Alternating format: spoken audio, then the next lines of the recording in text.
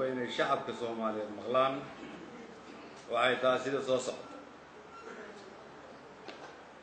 qofka wasiirka noqonaya waa in aanay da'diisu ka yaraan 30 sano waa in aqoontiisu gaarsiisan tahay heer jaamacadeed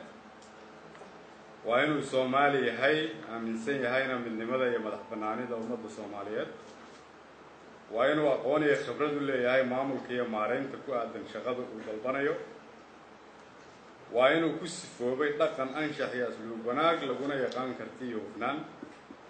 waa inuusan ka mid ahayn xiriirna la lahayn ururada ku tilmaaman xagjirnimada waa inuu ogolaado saxiixana in la hubiyo taariikh nololeedkiisa iyo khibradiisa kadib markii loo magacaabo wasiirnimada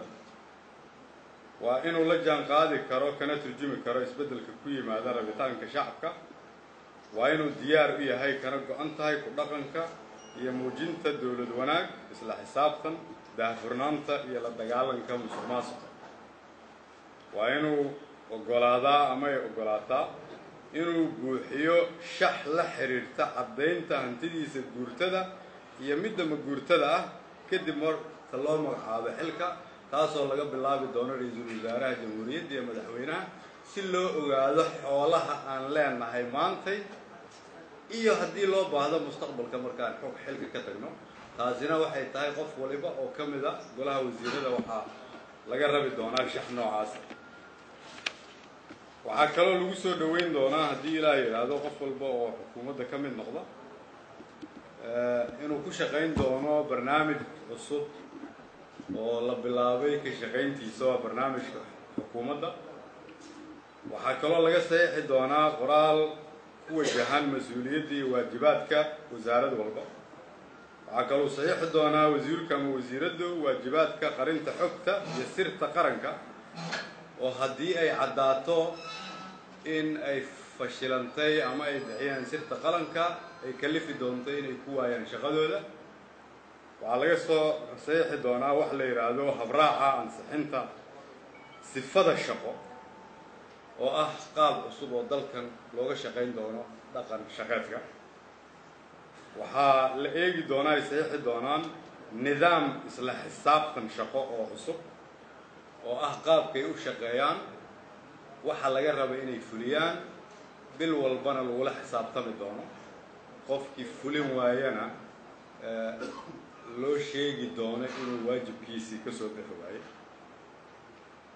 sida aan markii hore sheegayna waxa ay caddayn doonaan hantida ay leeyihiin intaa ka sokow waxaan rabaa inaan shacabka Soomaaliyeed meel walba ay joogaan aan ugu bishaareeyo annagoo tix raacayna isbeddelkii ay codsadeen ummadda Soomaaliyeed anigoo gudanaya waajibaadkayga dastuuriga ah qodobkiisa 97 farqadiisa 3aad ee magacaabista xubnaha golaha wasiirada isla markaana waafajinaya qodobka 98aad shuruudaha xubinimada golaha wasiirada isla markaasna aan wada tashiyo ballaaran la sameeyay madaxweynaha xildhibaanada waddanka oo dhan dumarka Soomaaliyeed bulshada rayidka dhalinyarada culimada iyo dhammaan qaybaha kala duwan oo bulshada waxaan idin hor keenay ama ummadda Soomaaliyeed rabaa inaan hor keeno xukuumadda cusub maadaama haddaba uu dalku maraya xaalad aad u adag oo abaaro ba'an ay jiraan kana jiraan qaybo ka mid ah dalka oo dadkii iyo dunyadiiba ay ku dhamaanayaan isla markaasna aan horey u ballan qaaday inaan arrimaha abaaraha xallintooda mudnaan gaar ah siinayo waxaan ku faraxsanahay inaan idinla wadaago inaan samaynay wasaarad u gaar ah si xal waara looga helo arrimahaas wasaaraddaas oo anugu magac darnay wasaaradda gargaarka iyo maareynta masiibooyinka ku soo dhawow warqaad press haddii aad ka heshay muuqaalka fadlan like siina share garee haddii aad nagu cusub tahayna subscribe si aad u hesho muuqaallo cusub fikirkaadana noogu soo gudbi qaybta commentiga aad baad u mahadsantahay